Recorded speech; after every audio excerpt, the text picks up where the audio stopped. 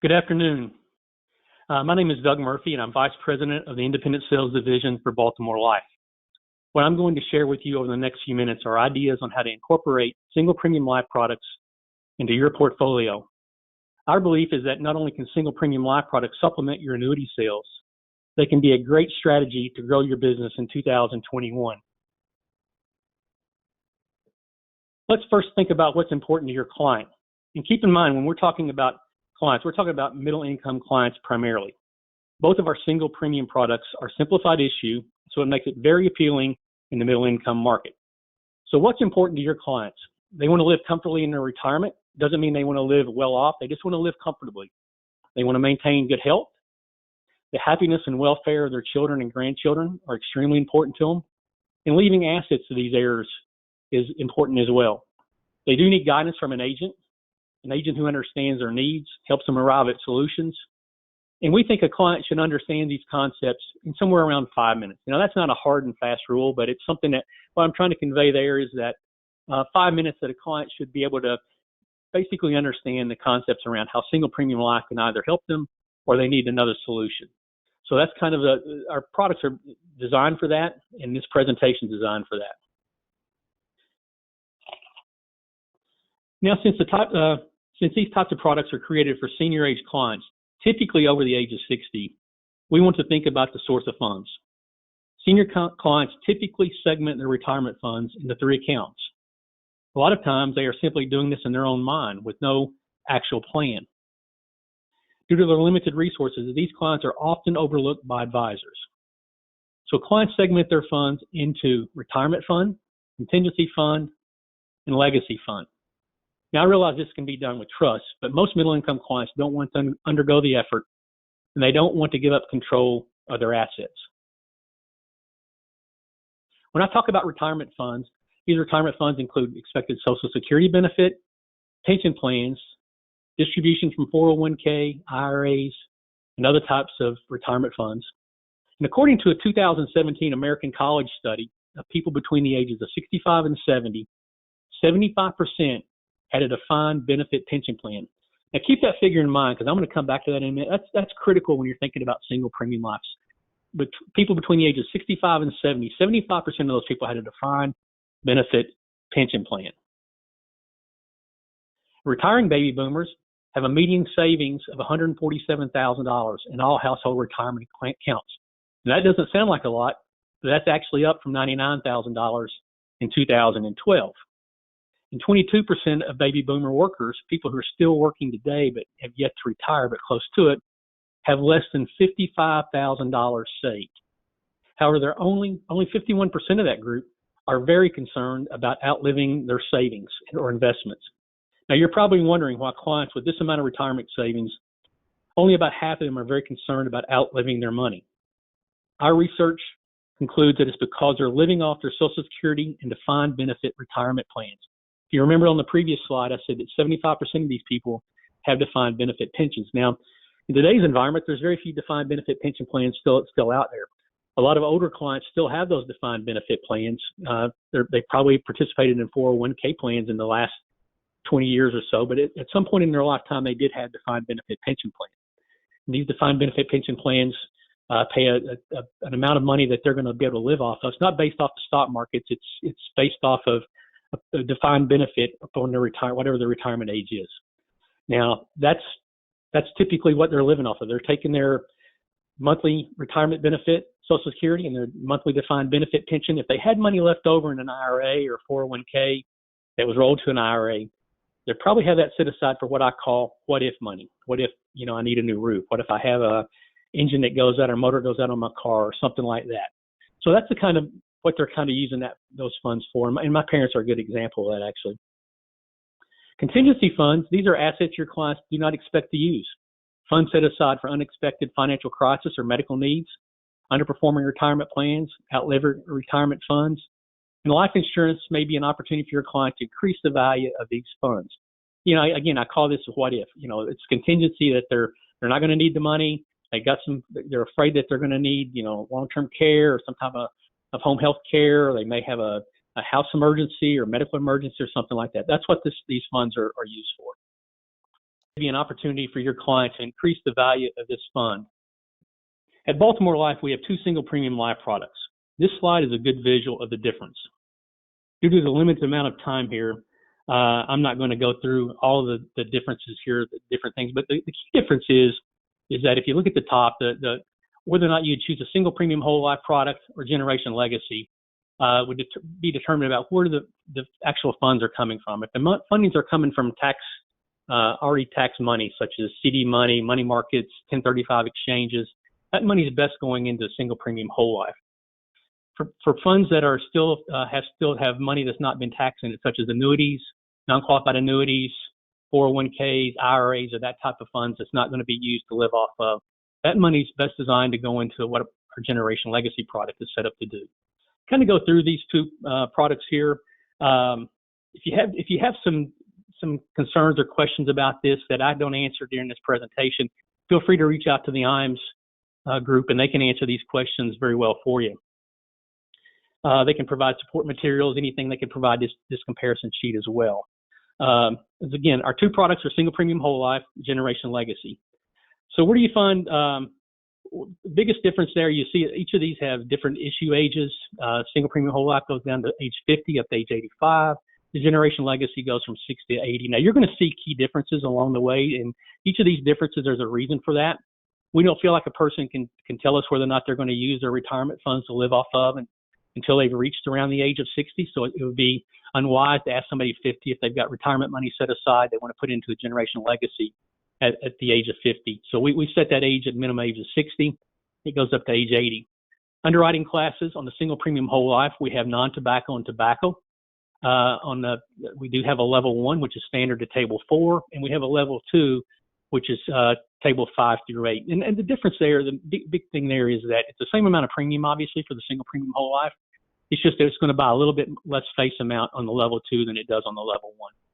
On the generation legacy, we just have the 1 product, standard to table 4. Both of them have point of sale underwriting. Currently, we have over a 90% point of sale decision rate. Right now, we're giving a 92% approval rate over the phone. So that's when you call in, you're not going to have to worry about when you leave the client's house whether or not that client qualifies medically or not. Most of the underwriting, if not all of it, is going to already be done. They both have a minimum $5,000 face amount or premium amount. They both have partial withdrawal options. They both provide loans out of the life insurance policies, and they have accelerated death benefits. There are some key differences there, and I talked about the contingency funds a while ago. You want to understand the differences in these accelerated death benefits by product.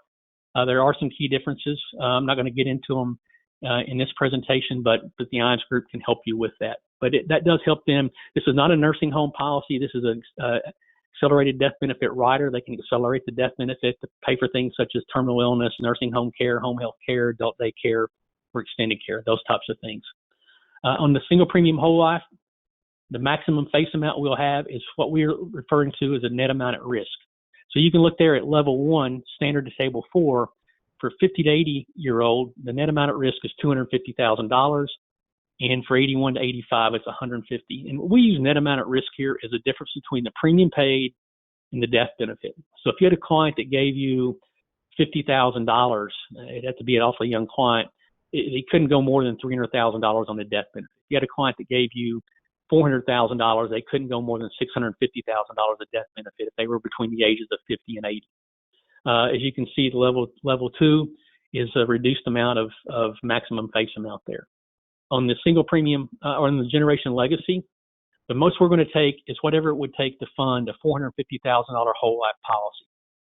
So if you had $200,000 of qualified funds you were wanting to not live off of, your client wanted to put that into life insurance and leave that to their heirs, you take that $200,000, we put that into a SPL.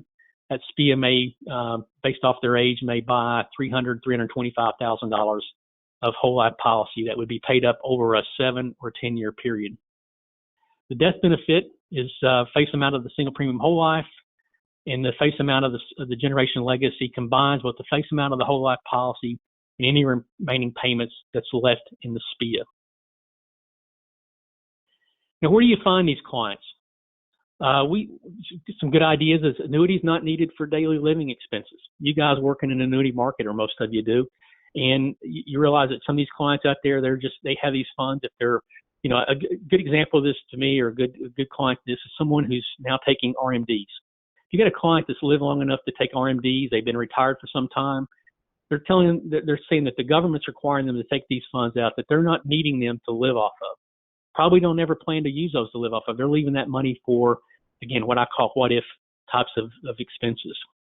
So that's a good client to at least talk to and run these types of products by them to see if they're better suited for them than the current annuity that they may have.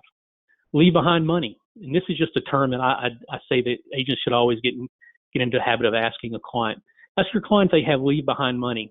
And you want to, the opposite of that would be live on money. Live on money would be what I would call annuity money. Leave behind money is money that they're not living off of, don't plan to live off of. They just want to leave it behind. And if you ask a client if they have leave behind money, they're probably not going to really understand what you're talking about, and it's going to provoke a conversation, which is what you want to have. So get in the habit of asking your clients if they have leave behind money. 1035 exchanges of older insurance policies is another good example of that. My grandfather was a great example. When he passed away, he had 16 policies, had about $14,000 of cash value in them. These policies had been purchased for him when he was a kid all the way up until he got married. And back, some of these clients are a much older age. They're going to have $1,500 policies, $1,200 policies that are all paid up. In cash value in these policies are probably going to be 75, 80% of the total death benefit. So in his case, he had about $16,000 in death benefit and about $14,000 in cash value. So it was, if he had died at some point in time, he died 30 years ago, but it would have been a great example of someone who could have took the cash value and probably bought much more in a modern day single premium product than they could in all those old paid up policies. Universal Life Rescue is another good example of that. I started in the insurance business in 1984. We sold a lot of Universal Life in the 80s. Interest rates were high. Tax laws were different. A lot of these Universal Life was sold based off of 12, 13, in some cases 14% interest or higher. And you saw the cash values go up and up and up. And obviously over the past 20, 30 years, cash value has gone down, and as the interest rates have gone down, these cash values are going down. And good thing to ask a client is if they have a Universal Life policy, that they'll get an annual statement every year. If they do, ask to look at that annual statement. And even if you don't work with Universal Life much, you'll be able to turn that annual statement over on the backside, and you'll be able to see there if the starting cash value a year ago and the most recent cash value is at the end of the year. If that cash value is going down, there's probably a problem with that policy not being funded well enough, and it may be a good candidate to look at as a Universal Life Rescue and 1035 exchange that cash value into a single premium whole life product. Burial accounts, you can use it for final expense purposes if you choose to. A good example of that is I took my parents, both had CDs, $10,000 CDs themselves for final expense purposes. A number of years ago, I was able to take a $10,000 CD of my mom, buy a $10,000 death benefit life policy. It cost her about $6,600, so I saved her $3,400. I took about $7,000 from my dad and was able to buy a $10,000 single premium whole life product for him, saved him about $3,000. So all told, I saved him over $6,500 and accomplished the same thing on a tax-free death benefit. Don't forget about the accelerated death benefit rider for that client that's concerned about, needing the money for what ifs. They can take loans out on them if they need it for daily expenses or some type of emergency repair or home repair or something like that. They can accelerate the death benefit riders for, type of extended home care, terminal illness, home health care, that type of thing. In some cases, you can use it to reduce 1099 income and exposure to income tax on Social Security. These products are sometimes used, but not often, I should say, for business owners, where they can potentially reduce tax liabilities on corporate retained earnings to finance an employer's obligation under a non-qualified deferred compensation plan, or a vehicle for after-tax employee contributions. So we think those are just a quick overview of some of the places you might find. And as you go through your list of clients over the next week, the month, the next few months, think about clients that you may have that fall into these categories that one of these may be applicable to that client. And if you're not familiar with our products and have never sold them before, pick up the phone, call the people at IAMS. They'll be glad to help you with this, and they understand our products very, very well. With that, I'm going to close. I hope you have a great rest of your conference. Obviously, if you have more information, our first point of contact I want to direct you back to is the folks at IAMS. But if you want to reach out to our agent services call center, they can be reached at 877-533-2468. Again, that's 877-533-2468. I appreciate your time today, and I hope you have a great rest of your day. Thank you.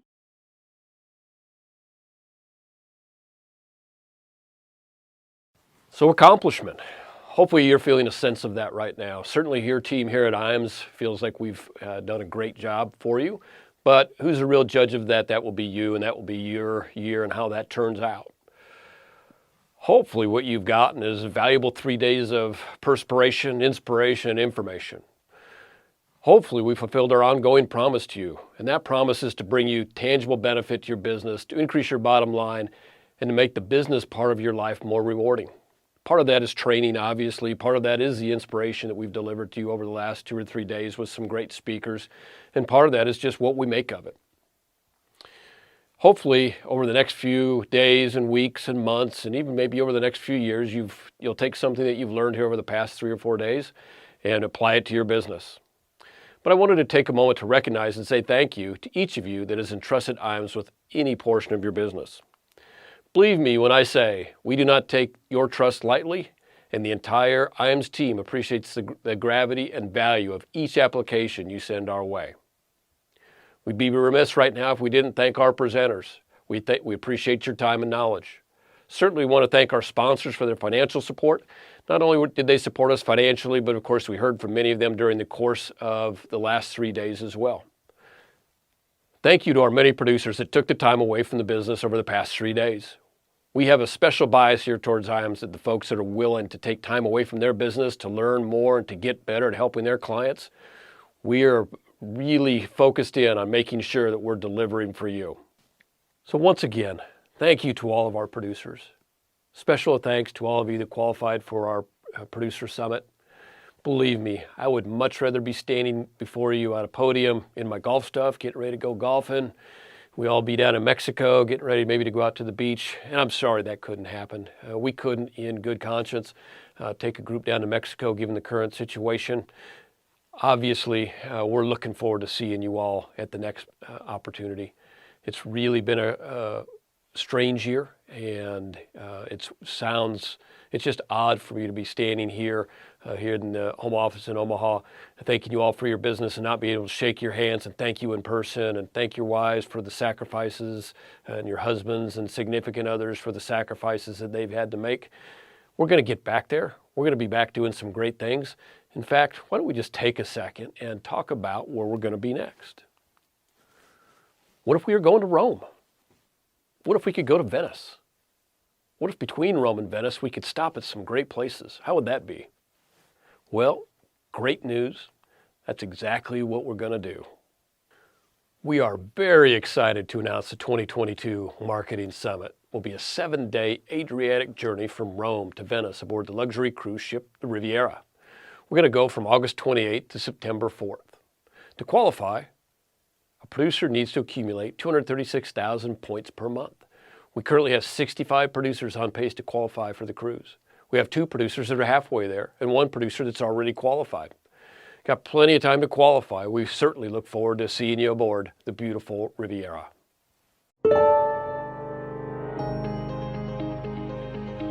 Welcome aboard Oceania Cruises Riviera. Look around. There's a lot to love about this beautiful mid-size cruise ship, but there are things worth knowing when deciding if it's right for you. Riviera is a foodie's paradise. In fact, there are 7 restaurants to choose from, including Jacques, the Grand Dining Room, and Red Ginger, which we rate as the best Asian restaurant at sea. There are also 4 great bars, including Martini's and the Grand Bar.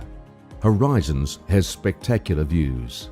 You can do as much or as little as you like on Riviera. How about cookery in the Culinary Centre? There's tennis and golf too. Or you can relax in the library, the retreat, or on the exclusive spa terrace at the front of the ship. Keeping fit is easy on Riviera. There's a gym and a jogging track as well as a sparkling resort-style pool and an indulgent day spa. Most guests stay in the veranda staterooms, which are the biggest in their class. Suite and concierge guests have access to exclusive lounges too. It's worth noting that alcoholic drinks aren't included on Riviera, but on the upside, there's no supplement for specialty dining. Best of all, Riviera never feels crowded, even on sea days. To find out more, step on board Riviera at theluxurycruisereview.com. Now is a great time to say thank you. Thank you once again. Thank you for your partnership. It's deeply valued. We look forward to a great 2021 together. Thank you to our top producers. Thank you to each of you who joined us for Ascend. Thank you for those that have done a little bit of business, and thank you for those that did 55, 56 million. We couldn't do it without any of you, and we wouldn't want to, frankly. You're going to take some things away from the last few days. Ascend has been a great event. We hope you agree. There's a lot to be done in 2021. What you know for sure is you have a great partner in your team here at IAMS. And we know we have great partners in you. We count on that. We count on you, and just the way that you count on us. Relationships are everything. It's great to be part of a family. And please know that when you're part of IAMS, you're part of a great family. Thank you again. Until we meet again, I'm Steve Murray.